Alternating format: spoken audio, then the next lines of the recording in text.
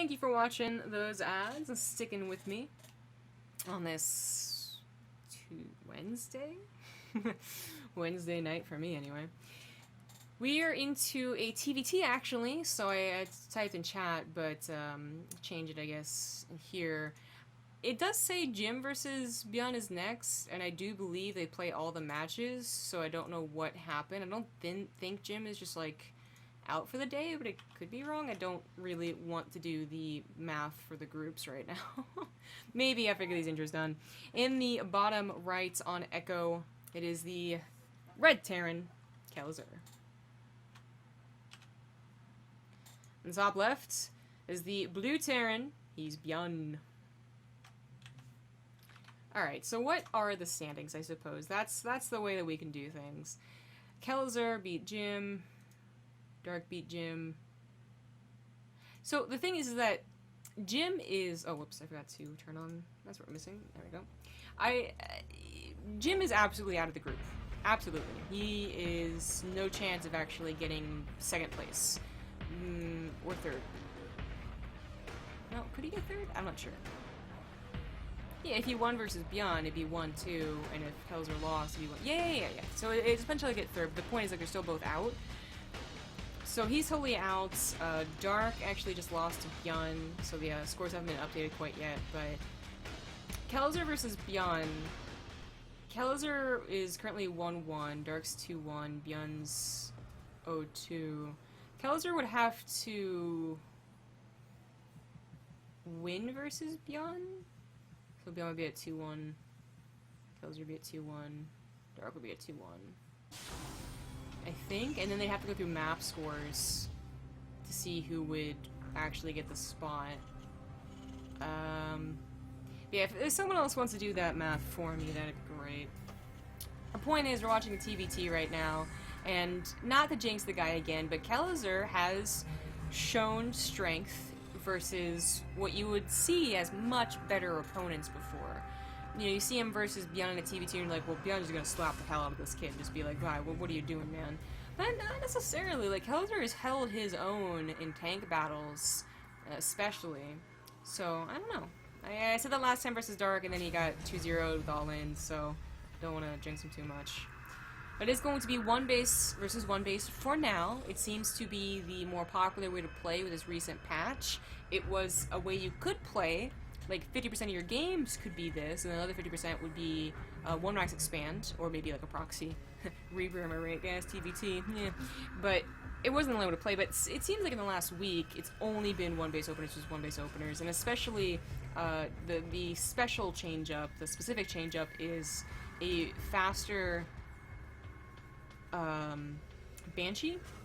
So I think the reason everyone likes doing the faster 1-1-1, the one-base build, is not because the Banshee changed, because it didn't. Is because the Cyclone changed, so it's a little less good versus air, so the Banshee, I guess, in a way, is automatically better. But also so that you can start the starport production after the Banshee as well. You can get a Raven, which its auto turret has been increased, improved, it's much better. And you can also get a Viking, which is now improved as well. Viking control has always been important for multiple reasons in TvT, but now it has like a third or fourth reason as to why it's really important, because when you land those suckers, they actually tear through tank lines really quickly. So I think it just really is about having that starport production, whatever it is. But the Banshees do tend to come out first. Sometimes you'll still see the Terran who's extra cautious and goes for the bad Cyclone and Raven combo. But yeah, I think the more popular one is Banshee and a Raven. So now that we're taking really a lot of damage from this Banshee, there's always a chance there's miss micro though, as they're trying to both defend and attack at the same time. And you'd think that would go in favor of ByuN, but Kelazhur can sometimes have his own impressive micro. ByuN tries to kind of dodge, but just realizes it's not even worth it. Hellion is going to soak up that Widow Mine. I mean, that Hellion's not going to be able to do very much, Eddie. Woo, shit. ByuN's Banshee gets sniped. Now, Kelazhur, having just done that, should not have flown into the Marines. It's like, you know what's going to happen, right? And he luckily doesn't lose his Banshee right off the bat, so he's at least going to cause a scan a little bit more, quote-unquote, damage done than ByuN's Banshee. But really wanted to get that SCV. That's the real cherry on top to the Banshee. But it kind of resets. Commands are a little bit faster for ByuN. Kelazhur with a little more Army supply, though, already has a tank on the way. He could try and push with the tank and the Raven kind of protecting with its auto turrets, but it would be not a super impressive push. And defensively, ByuN should have been okay. Should be, but it already happened. The command center is about to be finished up. Marines taking their positions on the scouting paths. Widowmine versus Widowmine. What a battle. And tanks are the next step. Both of them probably going to be going for bio, by the way. Kelazhur and ByuN both bio players, but also in this new patch don't see much necessity in swapping over and trying mech, which I agree with. Here is an interesting difference between the two builds, though. Vikings versus Medivacs. Medivacs used to be twice as good as they are now. They could heal your units, they could pick up Marines, they could micro your bio, 8+ unit. But then they could also pick up the tanks and reposition them, so it was like an A++ unit, right? That totally exists. But now that the Vikings are a little bit better and they can't pick up the tanks, I actually sometimes feel like the Vikings are the better choice. But of course, you can always go for the double tank drop. This was the thing to do in Heart of the Swarm, and it is something that ByuN has loved to do, even when tank-evacs are still a thing. He would still go for the double medevac, double tank drop. And he is going to do it here. Unfortunately, Kelazhur, if he's defensive, he knows it's coming. He has the perfect units for it. But he's actually moving out. But in doing so, might just catch the units. Oh my god, this works out so well. The tank's the one that goes down. And ByuN loses a very important part of his army. Now, the auto turret's absolutely wrecked. Jesus. The Vikings there. So this is still up in the air as to who's going to go for it. It's not Marines with stim. They cannot just like stim in and start tearing production down. Kelazhur scans and is like, oh my god, can I actually do this? There's only one tank on the high ground. That can't cover the entire natural. SCVs start going down. Mostly the auto turret, I want to say, but of course the Marines still have good damage even without stim. And this game has gone pretty topsy-turvy. The command center should not die for either one of them. Mind you, the tanks have a lot of damage versus buildings now. But it's Kelazhur doesn't have SCVs and he's not lifting. Buddy, do not lose this command center. For the love of God. Oh god. Oh no. Oh dear. Does that have an auto turret? It doesn't. That's actually probably the best thing in the world right now. It doesn't have an auto turret. Doesn't die either. Good gravy. But even though ByuN was the one that has his army killed, his tanks denied, he does more damage. 18 workers killed to 7, and the command center is still burning. Oh god. Oh no. Kelazhur looks like he's still gonna lose this game. He's now down 20 workers. He will have +1 on his side, I suppose. And he managed to save, you know, he didn't lose this army because he wasn't paying attention. No, he saved it. But ByuN is in a good economic position, just needs to get his gases back up. Okay, that is being repaired too. I was pretty worried for that.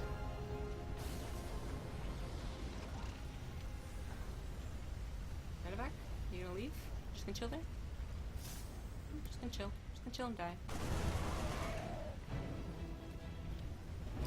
What is the army compositions looking like? 4 tanks to 2, so that is pretty good point in Kelazhur's favor, but 2 Vikings to none and 2 medevacs to none, which is a very good point in favor of ByuN. Now ByuN is zacking that +1, and he does not have combat shields on the way, which is a pretty big deal. And Kelazhur could just try and play defensive and siege up his tanks in proper positions and would probably never take damage with those tanks well defended, but he's moving out instead of defending, and there are 2 medevacs coming into his main at the perfect time. Perfect time. ByuN, please.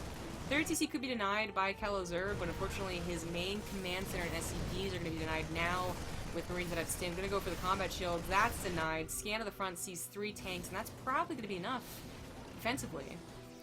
Again, he could just, yeah, okay, just cancel it just in case, like, just rebuild it in the main, no problem. But I think ByuN, this is going to be the killing blow. Gonna get the upgrade as well. Kelazhur desperately going to go into the main base, maybe. 2 tanks lead, but unfortunately tanks are already prepared to medevac. Might just die to this business rate movement are. Yeah, oh, for the Marines. That too. Oh, no. Oh, jeez. Oh, god. That's game. Oh, jeez. It looks so promising when Kelazhur killed that medevac. ByuN takes the first game.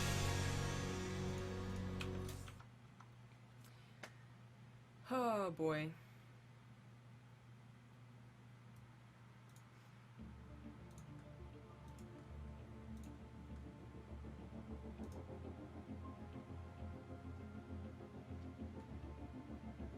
So now someone's saying the in-game music's really off? I don't know.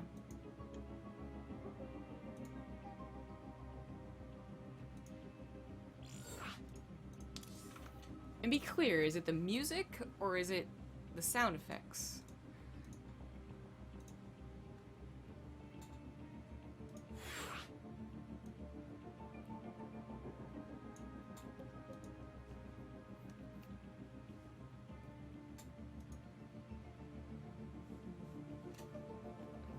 Oh my god, guys, I forgot. In my hurry to get everything set up,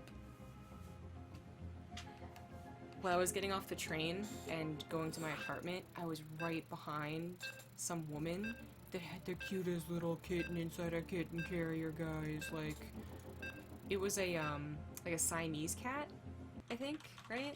Hold on, I gotta look it up. Yeah, it was a Siamese kitten. It was so cute. It had the blue eyes and the face, and it was a kitten, and it was meowing too, because it was like, what the fuck is going on? Where am I? And I just wish good things for it, you know? I just hope that she's a really good owner. I want a cat. Okay, anyway. To distract me is more StarCraft 2. In the bottom position, as the red Terran, he is Kelazhur. And in the top position, as the blue Terran, he's ByuN. Oh, now I get something about that cat. Oh, it was so cute.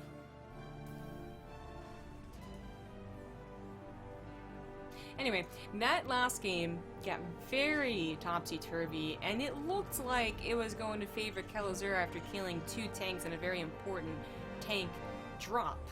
But then, you know, he just couldn't quite... And I don't want to say he couldn't focus on 2 areas at once, just he literally didn't have the correct units in the areas. ByuN got literally right up into his natural base, whereas Kelazhur had to spend some time around the natural ledge, which is usually a very good position to own, because even if it's not doing damage, it forces the Terran to, you know, lose a couple of CVs in the gas geyser, lose the gas geyser, lose a couple of units in the attempted break, but it was not comparable to ByuN literally being in Kelazhur's mineral line, killing all those SCVs, and that's just unfortunate. Now, it's Kelazhur going to be looking for more than a bit of revenge. She's going to be opening up with a 2-axe Reaper. BaseTradeTV Station, BaseTradeTV Research Station, was very good for Reapers for obvious reasons. It also was pretty decent for Blink Stalkers for the same reasons. The only downside to the abuse of the ledge, the only downside to this map, because that is an extreme upside, is that the natural can't be touched.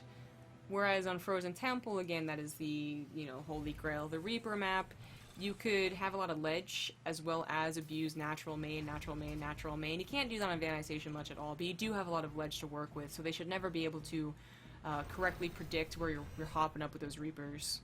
It is only a 2-axe opener, and it's not proxied, though, so the chance of this doing extreme amount of damage is really low, even though ByuN to go for a 1-rax expand.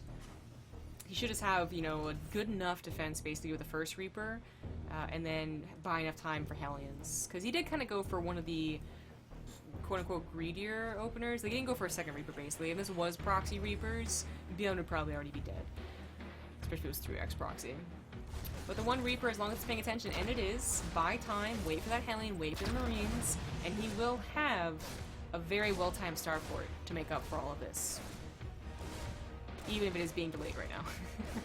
Hellion pops out. Third Reaper does join the fray, and Kelazhur was able to snipe that Reaper. That's pretty important because 3-4 Reapers can still kill a Hellion, but it looks like Kelazhur really did just cut his losses early and already on his way to Stim, which is very interesting. This is the only way in which a quote-unquote barracks opener, not just a Reaper opener, but barracks opener can kind of work here. Because if you're going to just open up with 2 barracks, command center, Stim, you're going to fall behind way too much in that tech and just be out-harassed and unable to deal with enough things effectively. But because it was a 2x Reaper opener, maybe you're going to be able to damage on with the Reapers. It only makes sense to use that second barracks or something. It does still mean that your Medivacs and your Vikings, or whatever you're going to get from the starport, is going to be later than your opponents. But Stim's going to be a lot faster. It's just a question of, is Stim that effective of an upgrade early on? Because, you know, Stim Marines are actually fantastic, no one's arguing against that, but you know, you don't have to worry about them because they're not being dropped from a medevac. It's a different deal. So I am curious to see what Kelazhur gets here. It is going to be medevac. Now, it is only one at a time, no reactor, so one medevac drop full of Stim Marines can slaughter a mineral line. It's not as bad as dealing with 2 or 3 or 4 medevac drops full of Marines. Kelazhur is actually scouted with this... Oh, no, sorry. Reverse that. Kelazhur scouts ByuN's drop with his Reaper that he did spread out specifically to look for something like that. And ByuN is pushing forward with the medevac drop and Hellions. Now, his tanks are not going to be able to follow suit. Van Eyck is a bit too big of a map for that. But that's okay, because they should be set up defensively anyway. Kelazhur's looking for his own drop, and this will have Stim. Very big difference. Kelazhur, does he have enough Marines to take care of this? I think he might not, actually. No, it already does. Tank's gonna pop out, though, and that's gonna be it. That's gonna be the defense right there. ByuN kind of pushing his luck. Doesn't quite lose all of his units. Viking on the way for ByuN too, and a very small drop with a tank going down to that natural. I'm really surprised he bothers bringing the tank with such a small attack. Because usually the benefit of the 2 medevac drop is that you have just enough units to cover your double tank sieging up. With only 4 Marines, I don't know if that's really enough to cover the tank and make it worthwhile. We're gonna see. Kelazhur is out of position. He's trying to, again, do his own drop, but he's going to be dropped in 2 locations and really responding to none that quickly. 6 SCVs go down. These workers are going to be pulled to the main base, but they're going to be pulled back. These will have to pull just away in general. Oh dear God. And there's some pretty good attack damage from that tank right there. Those Marines took 2 shots, surprisingly. 12 SCVs go down, and ByuN is doing so much more with worse units. They're not upgraded. But they find those proper positions, and they do have the benefit of just that little bit faster medevac to really, like, ByuN got his harassment ball going a lot earlier than Kelazhur, and in doing so has really stalled out Kelazhur's attack. Double engineering on the way for ByuN. 3rd CC is done. Stim is quite a long way from finishing, and he will not have combat shields at a very good time either, compared to Kelazhur, but I think that is something he can make up for. With Vikings especially, oh dear God, no, Kelazhur, please. Oh no. Oh no. Well, that's probably game. Again, the numbers aren't terrible to look at. Kelazhur down 9 workers, 10 army supply, that's what? That's like a good job, right? But it's really about momentum. 3rd CC is going to be able to land safely for ByuN, not really have to worry about, you know, being pushed from that. He's going to have an army supply lead in, like, given a minute or 2. This is going to be so undeniable. It's probably going to push and win. And he's going to have better upgrades with 1-1 on the way compared to just the 1 for Kelazhur. Now, Kelazhur can continue to try his best. He can continue to try and drop and drop and drop and push and push and push, but he might just keep on losing more units and, you know, the opposite of helping his situation, hurting his army supply.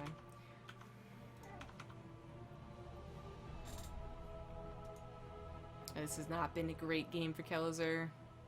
ByuN catching him at every good opportunity. Whew.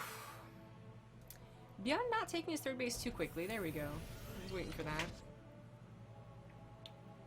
And Kelazhur and ByuN's hesitance to land that CC has kind of caught up with his on location. Very small job, just gonna take the Zelnaga.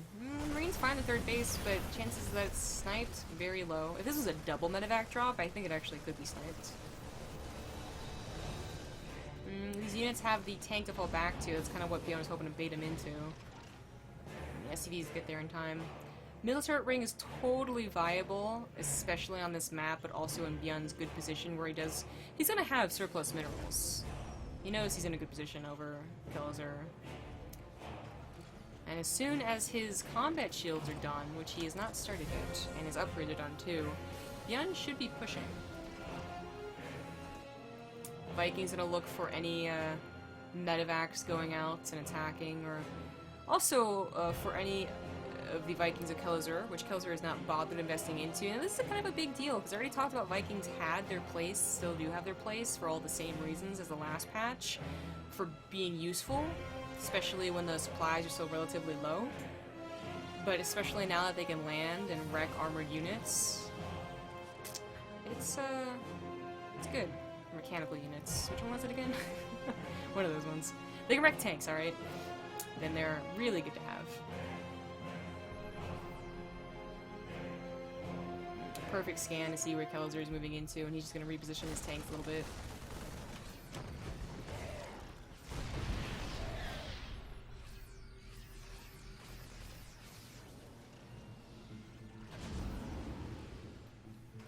Well, this is kind of bold. Leaving your tanks alone is usually pretty scary, but 6 is a pretty good count to leave alone. 8, I think, is the one where you can just be like, yeah, you're not going to push into that. Combat Shield's almost done, too. He does retake the Zelnaga, and Kelazhur just pulls back. He has managed to keep the numbers pretty close to each other, and in fact, he's even kind of caught up with upgrades. A little behind on armor, a little ahead on attack, straight up ahead on vehicle weapons, and Kelazhur has done a really good job recovering from early losses. Still down overall 30 supply as ByuN's production really starts to kick in. His defenses have created a boob. Lovely, there's the cleavage. Perfect. And he should not be taking any drop damage, but Kelazhur could still hope for a really good defensive engagement. Yeah, he sees the army moving forward and automatically unloads. But he's got to get his tanks in decent position for everything because he's not the one with the missile turret ring. He's kind of getting one right now. Vikings will control the sky, sniping medevacs, making it so that ByuN doesn't have to scan. All good things. And if Kelazhur ever makes the mistake of leaving his tanks alone, they could land on them.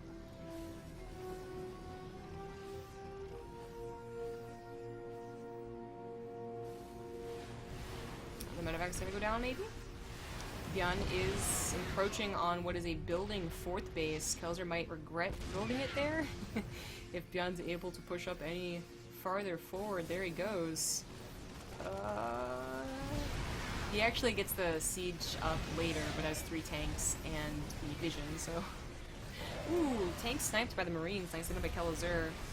Rest of them do go down, but ByuN still has a 50 army supply lead and is really just pushing in.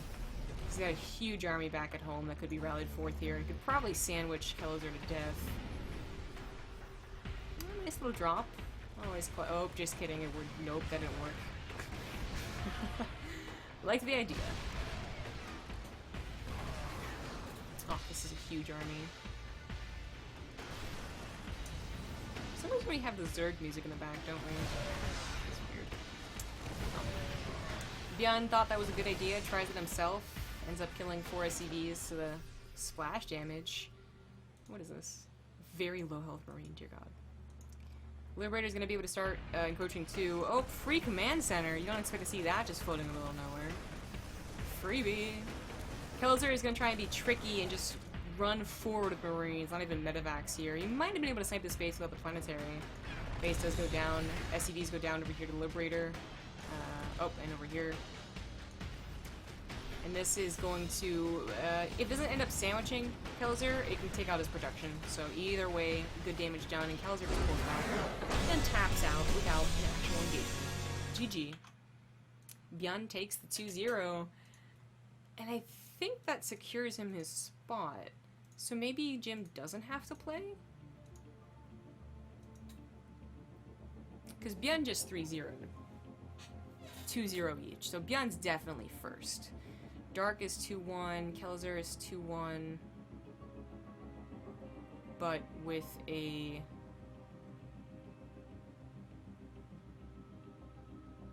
worse score? Yep. 2-1, 2-1, 4-2, 2-5. Yeah.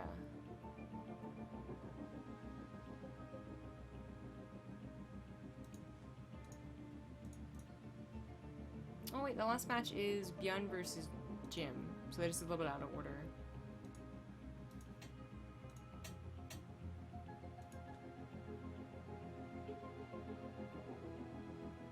Oh no, ByuN's already at 2-0. Sorry. Yeah, okay.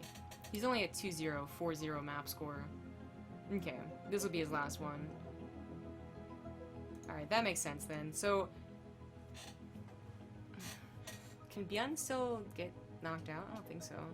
Well, I'm gonna do the math on a break, so see you guys with the last best of 3 of the day. Coming soon. Okay, so bad news. Well, good news for ByuN. ByuN gets first place, Dark gets second place, Kelazhur and Jim both fail to make it out of the group. But the bad news is, of course, that we don't see the final series of the night, which is going to be ByuN versus Jim, because Jim just disappeared. I assume he thought he had just straight up lost, which is not true. It is, but even the last time we had someone obviously out of the group, he stuck around and ended up taking a map that could have maybe been important, but Jim just bounced for one reason or another and was able to be found even after calling him. So it has been decided, and the default win went to ByuN. So sorry about the kind of lame ending. I thank you all for watching the LeiFeng Cup. Tonight's Rifkin will be solo casting, or the morning, whatever time zone you're in, he will be solo casting the Top Dogs tournament, and that's in 3 hours, 4 hours, something like that.